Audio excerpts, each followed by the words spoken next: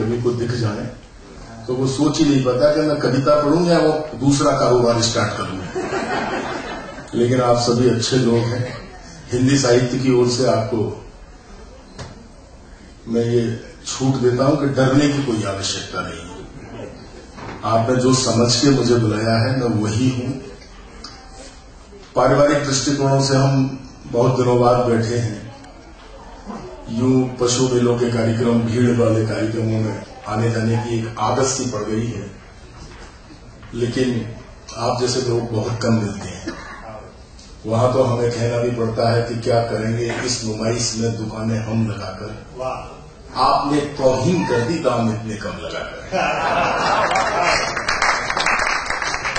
क्या करेंगे इस नुमाइश में दुकानें हम लगाकर। आपने तौहीन कर दी दाम इतने कम लगाकर। और आपको उपचार की तालीम किसने दी बताएं। आपने तो जख्म गहरे कर दिए मरहम लगाकर। ये हिंदुस्तान के नामचीन हस्ताक्षर बैठे हुए हैं जिनका शुभारंभ मुझे करना है। ऐसा लग रहा है जैसे हीरों के व्यापारी की दुकान पर कोई ग्राहक आया है और हम जर्किन दिखाना स्टार्ट कर रहे हैं।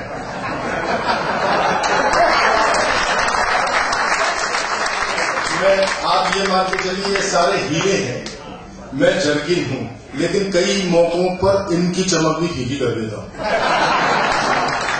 मैं जब आप सच मानना, मैं जब यहाँ कॉर्नर पर बैठा था तो सामने से एक आवाज सी आई दबी हुई जुबान से, बोले अब इस गंजे की बारी है। मैं एक बात बता दूं ज्वेलर्स एसोसिएशन वालों, मेरी पैकिंग खराब है, मैं प्रोडक्ट बहुत अच्छा हूं। मैं जहां भी जाता हूं मेरे विषय में कहा जाता है कि ये डाकुओं के इलाके से आए हैं। ये मेरा अपना कोई दोष नहीं है। मकराना खराब जगह है, लेकिन वहां से जो निकलता है वो इतना अच्छा है कि सारे विश्व पर छाया हुआ है। आदरणीय उदय प्रताप जी यहाँ बैठे हुए हैं, देश की सर्वोच्च पंचायत में हमारा प्रतिनिधित्व करते हैं। मैं अपने इलाके से 4 पंक्तियां उनको सौंपता हूं जवाब के तौर पर, और गणतंत्र दिवस की संध्या पर मैं समझता हूं कि मेरे क्षेत्र से ये जवाब पूरे देश में जाना चाहिए। आपका समर्थन मांगता हूं, थोड़ा सा मुझे स्टार्ट कर दीजिए।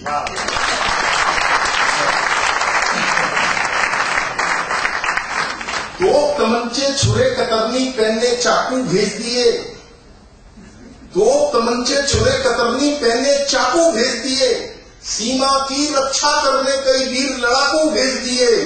चंबल के पीहड़ में अब तो कविताएं लहराती हैं। जितने बीते हमने चुनकर दिल्ली डाकू भेज दिए। जितने बीते हमने चुनकर दिल्ली डाकू भेज दिए। जितने बीते हमने चुनकर दिल्ली डाकू भेज दिए। मैं व्यंग्य का बहुत छोटा सा हस्ताक्षर हूं। ये सारे कवि हैं, ये अपने अपने तरीके से व्यंग्य के अधिष्ठाता बैठे हुए हैं। मैं एक स्टूडेंट हूं, पता नहीं वो भी हूं कि नहीं। थोड़ा सा मैं आपको समझा दूं व्यंग्य होता क्या है।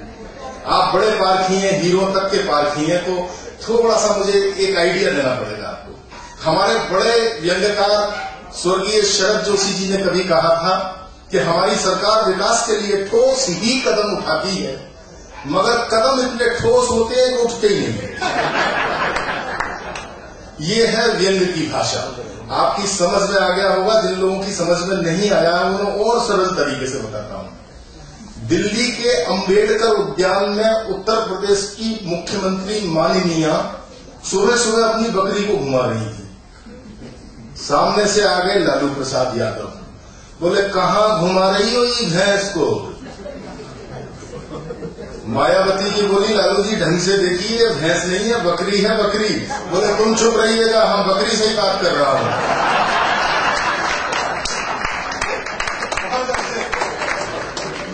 ये है व्यंग्य की भाषा। आप लोगों की समझ में आ गया होगा। दोस्तों मैं थोड़ा सा तल्ख हूं।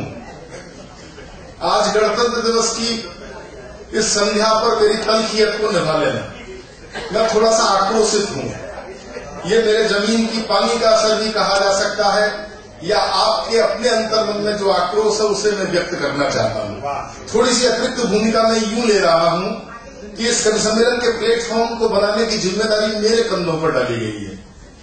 ये कवि सम्मेलन अच्छा हो सके, थोड़ा सा मैं ये माहौल बनाना चाहता हूं। लोग बीच बीच में आ जा रहे हैं, थोड़ा सा आप जुड़ जाएंगे तो बाकी के ये जो नगीने यहाँ बैठे हुए हैं न सुनने का एक मन बन जाए। बहुत अच्छे। देश के नामचीन हस्ताक्षर हमारे बीच में बैठे हुए हैं, वरना हिंदी कविता के नाम पर जैसा हमारे संपत जी ने बताया कि बहुत सारे लोग हैं जो इधर उधर के जुमलेबाजी करते हैं, ये करते हैं। कभी मैंने 4 पंक्तियां कही थी जो इस देश में मेरे नाम से बदनाम हो गई।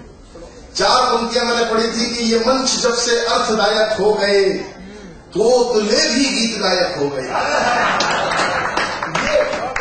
ये मंच जब से अर्थदायक हो गए तोतले भी गीत गायक हो गए।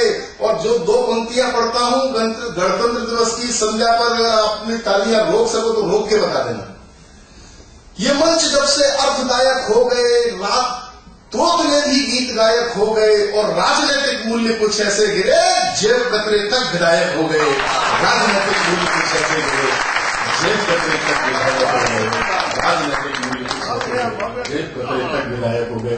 बस मुझे ऐसे ही निभाने का थोड़ा सा तल्ख हूं, बस यहां से यात्रा करता हूं। आप सोचते होंगे रंगकारों के पास ये भाषा ये दृष्टि कहां से आती है। आप अपनी नजरों को जरा थोड़ा सा खुला छोड़ दीजिए, बस वहां से यात्रा करिए। जिज्ञासा और उत्साह के पांवों पर सधे जिज्ञासा और उत्साह के पांवों पर सधे यानी 2 गणमान्य गधे। बस ये शब्द के साथ खेलना मेरे साथ, मैं आप तक पहुंचूंगा। जिज्ञासा और उत्साह के पांवों पर सधे यानी 2 गणमान्य गधे जिनके मंतव्य एकदम निराले थे, संसद के अंदर घुसने ही वाले थे। कभी एक पहरेदार की नजर उन पर पड़ गई, सारी की सारी व्यवस्था बिगड़ गई। अपनी घिसी हुई तंबाकू को फांकते हुए और तकरीबन दोनों गधों को हाँकते हुए पहरेदार बोला, हे पिछले जन्म के श्रापो। पहरेदार बोला, हे पिछले जन्म के श्रापो, घोड़ी के हस्बैंड खच्चर के बापो। अरे शास्त्रीय संगीत में तुम माना कि तानसेन से भी 4 कदम आगे हो, लगता है किसी खूंटे को तोड़ के भागे हो, लगता है किसी खूंटे को तोड़ के भागे हो। अरे संसद के सूर्य तो हमेशा से ही अस्त है, यहाँ सैकड़ों लोग पहले से पदस्थ हैं। देश के दुर्भाग्य का आंकड़ा कई गुना है, तुम हरामखोरों को कहां से चुना है। देश के दुर्भाग्य का आंकड़ा कई गुना है, तुम हरामखोरों को कहां से चुना है। सर पर पड़ते ही ओले, सर पर पड़ते ही चारित्रिक ओले, दोनों गधे पहरेदार से बोले, अबे वो सरकारी भभूत, साले 2 टके के दूत, यमुना के प्रदूषित पानी, तू आदमी है या आडवाणी। घिसकी से दुश्मनी, प्रतिशोध रम से, इन सांसदों की तुलना हमसे। अरे ये राजनीति तुम आदमियों को ही फली है, भैया हम गधों की कौम तो ऐसे ही बली है। भैया हम गधों की कौम तो ऐसे ही बली है, भैया हम गधों की कौम तो ऐसे ही बली है। आइए मैं आपको अपने साथ और यात्रा कराता हूं, बस जोड़ने का एक क्रम कराऊं, उसके बाद एक कविता मैं आपको बीच में पढ़ूंगा। बैठिएगा, बैठिएगा, बैठो। जब पुरुषों में बैठना है तो क्या चॉइस देंगे। बस आप असल में क्या है, ये पारिवारिक माहौल में एक परेशानी ये होती है कि श्रोतागण तो जोड़े से आते हैं ना, वो जरा खुल के कविताओं का आनंद नहीं ले पाते। आप मस्ती से रहिएगा। जो भाई साहब भाभी जी जोड़े से आए, भाई साहब भाभी जी की तरफ देखते हैं कि ये मुस्कुरा रही है तो मैं मुस्कुरा। आज आप बिल्कुल सारी दहशत निकाल दीजिए, आप खुल के मुस्कुराइए। भाभी जी आपने आज की रात परमिशन दे दो, आज तो वैसे भी गणतंत्र दिवस है, 1 दिन की तो इनकी छुट्टी ले लीजिए, पूरी मस्ती से मुस्कुरा सके। मैं जरा राजनीति पर टिप्पणियां करता हूं। लोग कहते हैं कवियों के पास में राजनीति पर सोचने के अलावा कोई चारा नहीं बचा। क्या करें साहब, उदय प्रताप जी यहाँ बैठे हुए हैं। हम सियासी नवाबों के नवासे नहीं है, ये सियासत हमें कलम बोलती है। जो सियासत में बख्शी है हमको हिकारत, उसी की हकीकत कलम बोलती है। हम वहां से यात्रा करना चाहते हैं। आइए एक कविता मैं आपके बीच में पढ़ता हूं। जैसा कि मुझे संपत जी ने बताया, मेरी एक बहुत बदनाम कविता है, गांधी जयंती खाने में।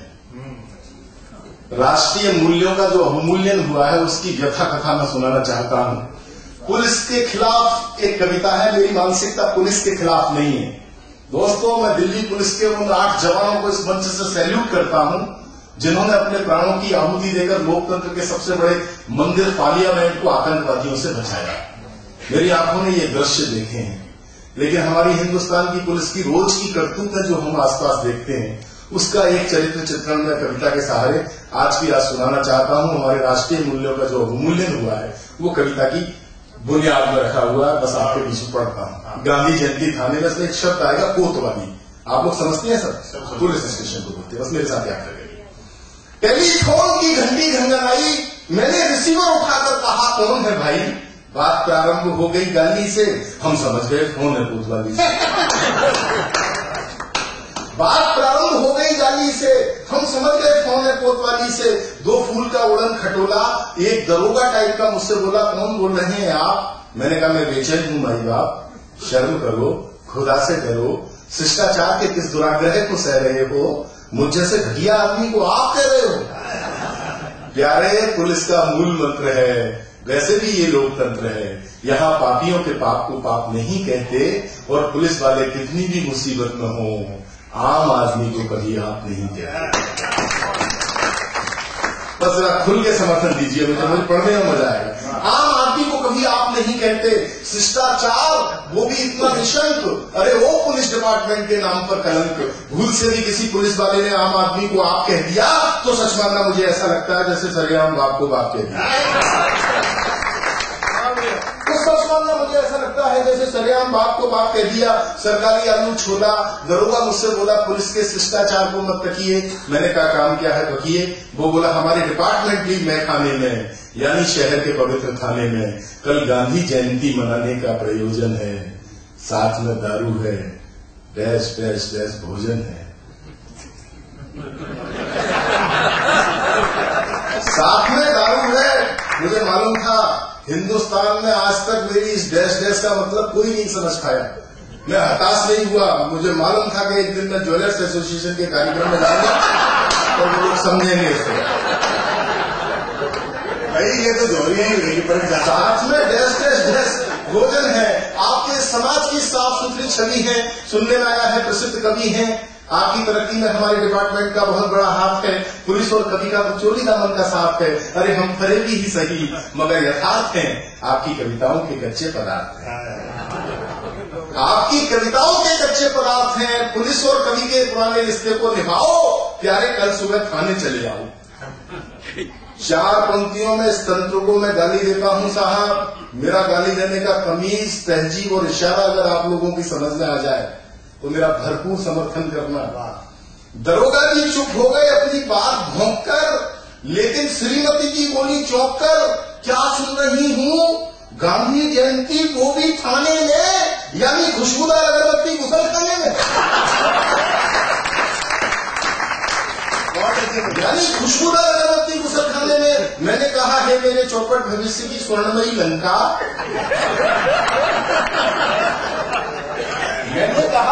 मैंने कहा है मेरे चौपट भविष्य की स्वर्णमयी लंका पुलिस के चरित्र पर करती है शंका। अरे पुलिस जब ठान लेती है तो जैसी औरतों के सैकड़ों बयान लेती है, और बयान देते देते अच्छी अच्छी सदियों के जिस्म थक जाते हैं। कई अबलाओं के बयान तो थाने में ही बच जाते हैं। कई अबलाओं के बयान तो थाने में ही बच जाते हैं। श्रीमती जी की अपने मौलिक विचारों से एकदम फाइट हो गई। भगवती एक उदाहरण में ही राइट हो गई।